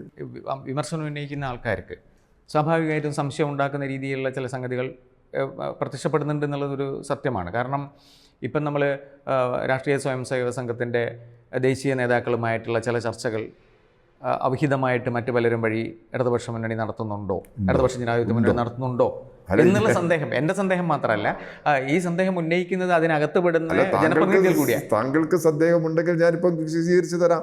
എനിക്കും ആ സന്ദേഹം തോന്നുന്നുണ്ട്. മുന്നണിക്കുള്ളിൽ നിന്ന് CPM-ന്റെ നേതൃത്വത്തിൽപ്പെട്ട ആര് RSS BJP-യുമായിട്ട് ഏതെങ്കിലും അഭിപ്രായ പ്രശ്നം അവരായിട്ട് സംസാരിച്ച തെറ്റുണ്ടെന്നുള്ള അഭിപ്രായക്കാരനല്ല ഞാൻ. പക്ഷേ RSS-ന്റെ ഇത്തരം ഒരു നിലപാടുമായിട്ട് യോജിച്ചിട്ടോ അല്ലെങ്കിൽ അവർക്ക് പിന്തുണ നൽകുന്ന രീതിയിലോ CPM-ന്റെ ഒരു നേതാവും സംസാരിച്ചിട്ടില്ല, സംസാരിക്കുകയുമില്ല. കാരണം വ്യത്യസ്ത രാഷ്ട്രീയ നിലപാടെടുക്കുന്നവരാണ്, വ്യത്യസ്ത സമീപനം എടുക്കുന്നത്. ഇപ്പോൾ പേഴ്സണലായിട്ട് കണ്ടു, ഒന്ന് സംസാരിച്ച് പോയിട്ടുണ്ടോ? പക്ഷേ ഉയർന്ന പോലീസ് ഉദ്യോഗസ്ഥൻ പ്രത്യേകിച്ചും ഇത്രയും രാഷ്ട്രീയ RSS-നെതിരായിട്ട് ഇത്രയും നിലപാടെടുക്കുന്ന ഒരു രാഷ്ട്രീയ പാർട്ടിയുടെ കീഴിൽ നിൽക്കുന്ന, അല്ലെങ്കിൽ ഇപ്പം CPI ഉന്നയിക്കുന്ന ആരോപണം അൻവർ മാത്രമല്ല ഉന്നയിക്കുന്ന സാധനം അതാണ്. കാരണം ഇത്തരത്തിലുള്ള ഒരു ഉയർന്ന പോലീസ് ഉദ്യോഗസ്ഥൻ ഒരു ചർച്ച നടത്തി എന്ന് പറയുമ്പോൾ ഒരു ദുരൂഹ സാഹചര്യം അതിനകത്തില്ലേ? ദുരൂഹമായിട്ടുള്ള എന്തോ ഇല്ലേ? അങ്ങനെ കാണാൻ കഴിയില്ല. ADGP എന്ന് പറഞ്ഞാൽ അദ്ദേഹം കേരളത്തിൻ്റെ ക്രമസമാധാന ചുമതല നിർവഹിക്കുന്നതാണ്. അതെ, കേരളത്തിൽ സംഘർഷമുണ്ടാകാതിരിക്കാൻ, കേരളത്തിൽ വർഗീയമായ നിലപാടുകൾ ഉണ്ടാകാതിരിക്കാൻ, വർഗീയ കലാപം ഉണ്ടാകാതിരിക്കാൻ സാധ്യമായ ആലോചനകളും നടപടികളും സ്വീകരിച്ചാൽ അത് തെറ്റാണെന്നും പറയാൻ പറ്റില്ല. അതുകൊണ്ട് പേഴ്സണലായിട്ടുള്ള പല സംഭാഷണങ്ങളും വിഷയങ്ങളൊക്കെ ഉണ്ടാവും. നിങ്ങൾ ഉദ്ദേശിക്കുന്ന RSS-ന്റെ നേതാക്കന്മാരുമായിട്ട് ഇയാളെന്താ ചർച്ച, ഇദ്ദേഹം എന്താ പോയി ചർച്ച നടത്തിയതെന്ന് നമുക്കിപ്പോൾ പറയാൻ പറ്റില്ല. ഞാൻ പറഞ്ഞത് ഒരു ക്രമസമാധാന ചുമതല ഉള്ള ഒരാൾ ഇങ്ങനെ സംസാരിച്ചു പോയാലോ കണ്ടാലോ തെറ്റെന്നൊന്നും പറയാൻ പറ്റില്ല എന്നാണ് എൻ്റെ പോയിന്റ്. എന്നാൽ അദ്ദേഹം ADGP അജിത് കുമാർ എന്താവശ്യത്തിനാണ് RSS-ന്റെ നേതാക്കന്മാരെ കണ്ടതെന്നുള്ളത് എനിക്കറിയില്ല, ഞാനത് മനസ്സിലാക്കുന്നുമില്ല. അദ്ദേഹം എന്തിനു കണ്ടു, കണ്ടതിനല്ല തെറ്റ്, കണ്ടതിൽ തെറ്റുണ്ടെന്ന് ഞാൻ പറയുന്നില്ല. പക്ഷേ എന്തിനു കണ്ടു എന്നുള്ളതിനെക്കുറിച്ച് താങ്കൾ ഉന്നയിച്ച പ്രശ്നം ശരിയാണ്. കേരളത്തിലെ ഈ വിവാദങ്ങൾക്കിടയിൽ ഇദ്ദേഹം എന്തിനു കണ്ടു എന്നുള്ള ഒരു പ്രശ്നം ഉയർന്നു നിൽക്കുന്നുണ്ട്. എന്തിനു കണ്ടു എന്നുള്ളത് സർക്കാർ പരിശോധിച്ച് വ്യക്തത വരുത്തേണ്ടതാണ്. അത് സർക്കാർ പരിശോധിച്ച് വ്യക്തത വരുത്തട്ടെ. വരുത്തിയതിന് ശേഷം എന്ത് നിലപാട് എന്നുള്ളത് നമുക്ക് എടുക്കാം. അല്ലാതെ ഒരു ആരോപണം ഉന്നയിച്ചു കഴിഞ്ഞാൽ ആ ആരോപണം 100% ശരി എന്നുള്ളിടത്തിൽ നിൽക്കുകയല്ല ചെയ്യേണ്ടത്. ആരോപണത്തിൽ കഴമ്പുണ്ടോ, അത് ശരിയാണോ തെറ്റാണോ എന്ന് പരിശോധിച്ചതിന് ശേഷം ആരോപണം ശരിയാണെങ്കിൽ അത് സംബന്ധിച്ച് കർക്കശമായ നിലപാടെടുത്ത് മുമ്പോട്ട് പോകണം എന്ന നിലപാട് തന്നെയാണ് ഞങ്ങൾക്കെല്ലാം ഉള്ളത്. ആ ഒരു സമീപനമാണ്. അപ്പോൾ അത് മുൻകൂട്ടി ഇങ്ങനെ തെറ്റ് പ്രവചിക്കുന്ന രീതി ശരിയല്ല. പരിശോധിച്ച് തെറ്റിയിട്ടുണ്ടെങ്കിൽ ആവശ്യമായ നിലപാട്, ആ ഒരു നിലപാടാണ് ഞങ്ങൾ എടുക്കുന്നത്.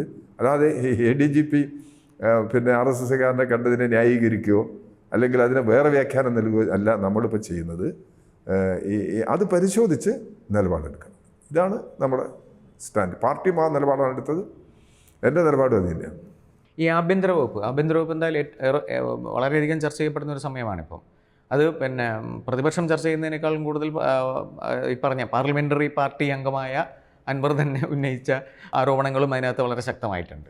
അപ്പോൾ ഈ ആഭ്യന്തര വകുപ്പ് അങ്ങനെ സ്കാൻ ചെയ്യപ്പെടേണ്ട, അല്ലെങ്കിൽ ഒരു അത്തരത്തിലുള്ളൊരു ഓഡിറ്റിന് വിധേയമാക്കപ്പെടേണ്ട ഒരു വിഭാഗം, ഒരു വകുപ്പാണ് എന്ന് TPക്ക് ഇല്ല, ഒരിക്കലും ഇല്ല. എന്താ കാരണം വെച്ചാൽ ഞാൻ ഇപ്പോൾ എൻ്റെ ജീവിതാനുഭവത്തിൽ തന്നെ ഒരുപാട് ആഭ്യന്തര വകുപ്പ് കൈകാര്യങ്ങളുടെ അനുഭവം എനിക്കുണ്ട്. ഞാൻ അടിയന്തരാവസ്ഥ കാലത്ത് ഒരു തെറ്റും ചെയ്യാതെ, അന്നും ചെയ്തിട്ടില്ല തെറ്റ്, ഇന്നും ഞാൻ തെറ്റ് ചെയ്തിട്ടില്ല. ഞാൻ തൊഴിലാളികൾക്കും കൃഷിക്കാർക്കും വേണ്ടി ഒരുപാട് സമരങ്ങളിൽ പങ്കെടുത്തിട്ടുണ്ട്. സമരങ്ങളിൽ പലതിലും തല്ലുകൊണ്ടിട്ടുണ്ട്, ജയിലിൽ പോകേണ്ടി. അതൊക്കെ ശരി, അതൊക്കെ ഒരു രാഷ്ട്രീയമായ ഒരു കോസ് ഉണ്ട് അതിൽ. ആ രാഷ്ട്രീയമായ ഒരു കാര്യത്തിന് വേണ്ടി സ്വീകരിച്ച ഒരു നിലപാടിൻ്റെ ഭാഗമാണ്. അതുകൊണ്ട് എന്നെ മർദ്ദിച്ച പോലീസ് ഉദ്യോഗസ്ഥന്മാർ പിന്നെ എന്നെ വന്ന് കണ്ടിട്ടുണ്ട്. കക്കയം ക്യാമ്പിൽ എന്നെ മർദ്ദിച്ച പോലീസ് ഉദ്യോഗസ്ഥന്മാർ എന്നെ കണ്ടിട്ടുണ്ട്. എനിക്ക് അവരോടൊന്നും ശത്രുത ഉണ്ടോ? എനിക്ക് പേഴ്സണലായിട്ടുള്ള ഒരു വിദ്വേഷം അവരോട് ആരോടില്ല. ഞാൻ അവരോട് പറഞ്ഞ്, നിങ്ങളൊരു നിലപാടിൻ്റെ ഭാഗമായി ചെയ്തതല്ലേ. ഞാൻ അന്ന് ക്യാമ്പിൽ കഴിയുന്ന സമയത്ത് ഞാൻ കാണുന്നുണ്ട് പുറത്തുനിന്ന് ഈ പോലീസ് ജീപ്പിലൊക്കെ കോൺഗ്രസിൻ്റെ വളണ്ടിയർമാർ നിശ്ചയിച്ച് കൊടുക്കുകയാണ് ഇതിന് കമ്മ്യൂണിസ്റ്റുകാർ തെരഞ്ഞു പിടിച്ച് കൊണ്ടുവരാൻ, കസ്റ്റഡി എടുത്ത് കൊണ്ടുവരാൻ. എന്നിട്ട് ഓരോ സ്ക്വാഡും ഓരോ ജീപ്പും ഞങ്ങളെ ആളുകളെ പരുതാൻ പോകുന്ന സമയത്ത് കോൺഗ്രസിൻ്റെ വളണ്ടിയർമാർന്ന് ഇട്ട് കൊടുക്കുന്നത് ഞാൻ എൻ്റെ കണ്ണുകൊണ്ട് കണ്ടതാണ്. അന്ന് ഇവിടെയുള്ള ഒരു പ്രധാനപ്പെട്ട കോൺഗ്രസിൻ്റെ നേതാവ് ഇങ്ങനെ അവരെ വളണ്ടിയർമാരെ വാഹനത്തിൽ കയറ്റി കൊടുക്കുന്നത് ഞാൻ ഈ കക്കാൻ ക്യാമ്പിൽ കഴിയുന്ന സമയത്ത് ഞാൻ എൻ്റെ സ്വന്തം കണ്ണുകൊണ്ട് കണ്ടു. ആരും എന്നോട് പറഞ്ഞിരുന്ന കാര്യമല്ല, ഞാൻ കണ്ണുകൊണ്ട് കണ്ടതാണ്. അങ്ങനെ ചെയ്ത ആൾ തിരിച്ച് CPM-ൻ്റെ കൂടെ വന്നിട്ടുണ്ട്. പിന്നെ അത് വേറെ വിഷയം, രാഷ്ട്രീയത്തിലുള്ള ഒരു മാറ്റം. അതിനൊക്കെ അങ്ങനെ രാഷ്ട്രീയമായി കാണുന്ന ആളാണ് ഞങ്ങൾ. അതൊന്നും വ്യക്തിപരമായിട്ട് ഏതെങ്കിലും തരത്തിലൊരു വിരോധത്തിൻ്റെയോ അതുപോലുള്ള ആളുകൾ എനിക്കെതിരായിട്ട് അങ്ങനെ ഒരു നിലപാടെടുത്തുള്ളതുകൊണ്ട് കോൺഗ്രസ് നേതാക്കന്മാരോട് ഞാനൊരിക്കലും ഏതെങ്കിലും പകവെച്ച് സംസാരിക്കുകയോ നിലപാടുകൾ എടുക്കുകയോ ഞാൻ മന്ത്രിയായ കാലത്ത് ചെയ്തിട്ടില്ല, അതിന് മുമ്പും ചെയ്തിട്ടില്ല, തുടർന്ന് സ്വീകരിക്കുകയും ചെയ്യില്ല. അതൊക്കെ ഒരു രാഷ്ട്രീയ നിലപാടിൻ്റെ ഭാഗമാണ്. അങ്ങനെയുള്ളൊരു വിശാല വീക്ഷണമാണ് ഞങ്ങൾക്കൊക്കെ ഉള്ളത്. അങ്ങനെയാണ് പാർട്ടി ഞങ്ങളെ പഠിപ്പിച്ചത്. അപ്പോൾ അതുകൊണ്ട് ഇത്തരം കാര്യങ്ങളൊക്കെ ഏതെങ്കിലും തരത്തിൽ ഇങ്ങനെ വ്യക്തിപരമായിട്ടോ അതുപോലുള്ള പ്രശ്നങ്ങളായിട്ടോ എടുക്കേണ്ടുന്ന പ്രശ്നമല്ല. അപ്പോൾ പോലീസ് ഉദ്യോഗസ്ഥന്മാർ ഓരോ ഘട്ടത്തിലും സ്വീകരിക്കുന്ന നിലപാടുകളുണ്ട്. അത് തെറ്റാവും ശരിയാവാം, അതിൻ്റെ മെറിറ്റ് വെച്ച് പരിശോധിക്കുകയും തെറ്റിനെ തിരുത്തുകയും ചെയ്യുന്ന നിലപാടാണ് ഈ കാര്യത്തിൽ സ്വീകരിക്കേണ്ടത്. ഈ ഇടത് ജനാധിപത്യ മുന്നണി രണ്ടാമതും തുടർ ഭരണം വരുന്നു. അപ്പോൾ നമ്മൾ പ്രതീക്ഷിക്കുന്നത് എന്താണെന്ന് വെച്ചാൽ നേരത്തെ ഒരു ആശയം എന്നുള്ള രീതിയിൽ 87-ലുമൊക്കെ തുറന്നു വരുന്ന കമ്മ്യൂണിസ്റ്റ് മന്ത്രിസഭകൾക്കൊക്കെ ചെയ്യാൻ പറ്റാത്തത് ഇത്രയും തുടർച്ചയായിട്ടുള്ളൊരു ഇടതുപക്ഷ ജനാധിപത്യ മുന്നണി ഭരണം കിട്ടുമ്പോൾ, അതായത് ഭരണത്തിലും അതായത് ഗവേണൻസിലും അല്ലാതെയുള്ള പാർട്ടി സംസ്കാരത്തിലൊക്കെ തന്നെ ഒരു പാരഡൈം ഷിഫ്റ്റ് ഈ രണ്ടാമത്തെ ഭരണം അല്ലെങ്കിൽ ഈ ഭരണ തുടർച്ച ഉണ്ടാക്കുമെന്നുള്ള ഒരു പ്രതീക്ഷ സാധാരണ ജനങ്ങൾക്ക്, അതായത് ഈ നേരത്തെ പറഞ്ഞ പാർട്ടി മാസ് അല്ലെങ്കിൽ പാർട്ടി കേഡർ അല്ലാത്ത ഒരു വലിയ ജനവിഭാഗത്തിന് തോന്നുന്നത് സ്വാഭാവികമാണ്.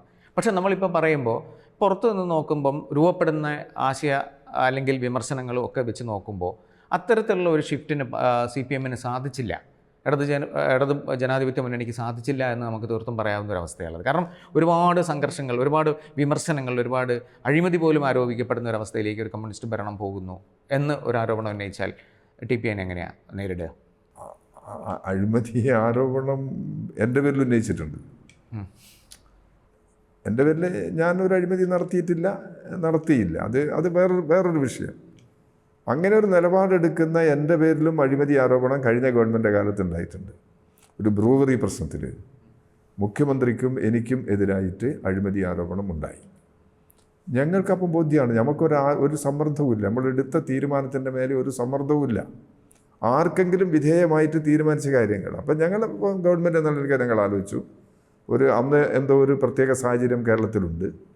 അങ്ങനെയുള്ളൊരു സാഹചര്യത്തിൽ ഇങ്ങനെ ഒരു ആരോപണം അത് ഇങ്ങനെ നിലനിർത്തി കൊണ്ടുപോകേണ്ട ആവശ്യമില്ല. അതുകൊണ്ട് അന്നെടുത്ത തീരുമാനം ഞങ്ങളങ്ങ് വിഡ്രോ ചെയ്തു. അഴിമതി നടത്തിയിട്ടല്ല അത് വിഡ്രോ ചെയ്തത്. അങ്ങനെയാണ് കോൺഗ്രസ്സുകാർ അതിനെ വ്യാഖ്യാനിച്ചത്. അതിനെ മറുകണ്ഠം ചാടി പോയി എന്നൊക്കെ കോൺഗ്രസിൻ്റെ നേതാക്കന്മാരൊക്കെ പറഞ്ഞിട്ടുണ്ട്.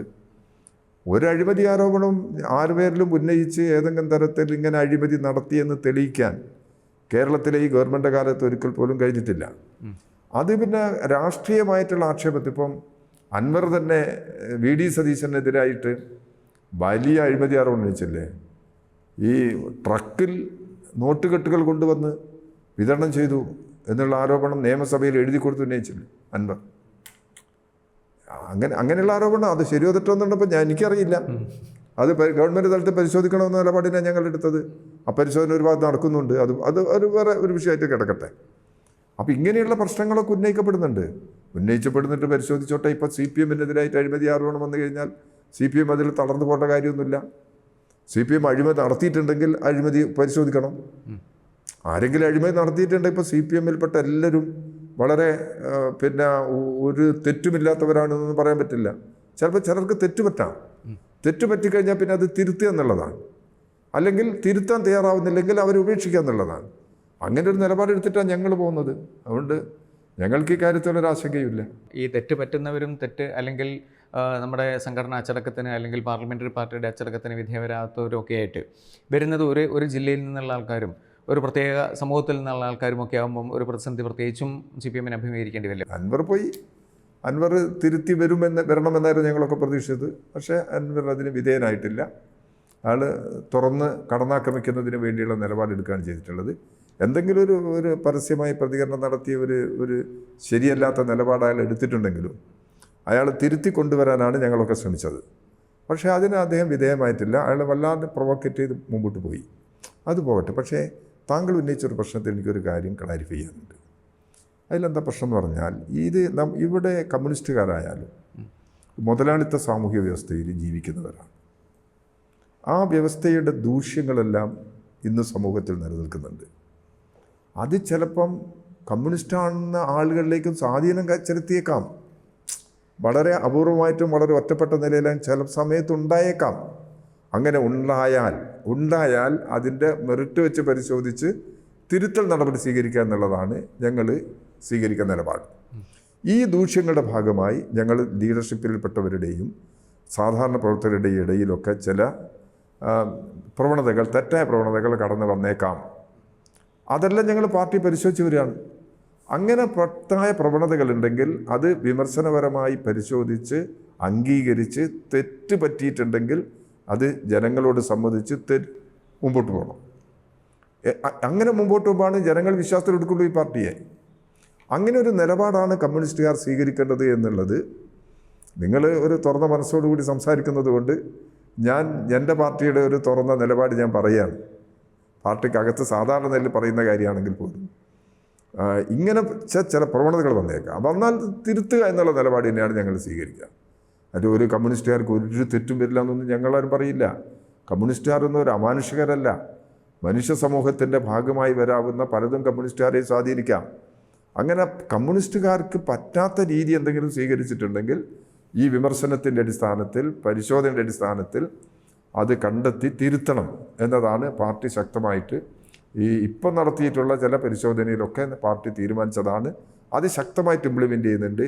അതിൻ്റെ ചില കഷ്ണമുറിവൊക്കെ എടുത്തിട്ട് ചില പത്രങ്ങൾ വാർത്തയും കൊടുക്കുന്നുണ്ട്. ഇതാണ് പാർട്ടി നിലപാട്.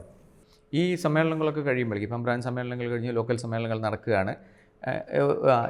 ഇത്തരത്തിലുള്ള ഈ സമ്മേളനങ്ങൾ കഴിഞ്ഞ് വരുന്ന പാർട്ടി, പ്രത്യേകിച്ചും ഇത്രയും പുറത്തുനിന്നുള്ള ആക്രമണം ഇത്രയും രൂക്ഷമായിരിക്കുന്നു, ആരോപണങ്ങൾ രൂക്ഷമായിരിക്കുന്നു, ഈ സമ്മേളനം കഴിഞ്ഞ് വരുന്ന പാർട്ടി ഒരു പുതിയ ഓജസ്സുള്ള, പുതിയ കരുത്തുള്ള ഒരു പാർട്ടിയായിരിക്കുമോ? അതായത് അഴിമതിയോടൊക്കെ സമരം ചെയ്യാൻ തയ്യാറുള്ള, അതൊരു പുതിയ മുഖമുള്ള CPM നമുക്ക് പ്രതീക്ഷിക്കാൻ പറ്റുമോ?